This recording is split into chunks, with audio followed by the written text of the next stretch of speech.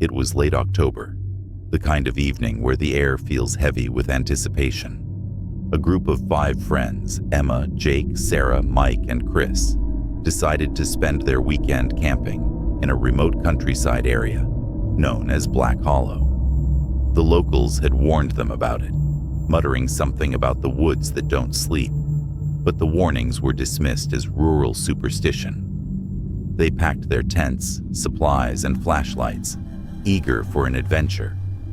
Black Hollow wasn't on any official map, tucked away behind winding dirt roads and overgrown trails. When they arrived, the forest seemed almost alive, its gnarled trees twisting skyward like skeletal fingers, clawing at the heavens.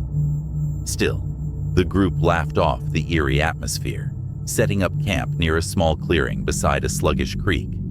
As night fell, they gathered around a crackling fire, swapping stories and roasting marshmallows under a moonless sky. Around midnight, Emma excused herself to use the bathroom. She grabbed her flashlight and headed into the tree line, calling back teasingly, "Don't let the ghost stories scare you while I'm gone." Her voice echoed faintly before being swallowed by the oppressive silence of the woods. Minutes passed, then 10 minutes, then 20. Growing uneasy, Jake stood up. "This isn't funny anymore," he said, his tone sharp with worry. He called out her name, but only the rustling leaves responded.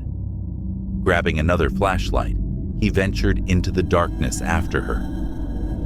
Sarah, Mike, and Chris waited nervously at the campsite, straining their ears for any sign of Jake or Emma returning. Suddenly, there was a distant shout, a single panicked cry from deep within the woods. It sounded like Jake. Without hesitation, the remaining 3 grabbed whatever tools they could find, a hatchet, a pocket knife, and a lantern, and ran toward the source of the noise. What they found chilled them to their core. Jake was standing in a small clearing, pale and trembling, clutching his flashlight so tightly his knuckles were white. At his feet lay Emma, or what was left of her. Her body was sprawled unnaturally across the ground, limbs bent at impossible angles.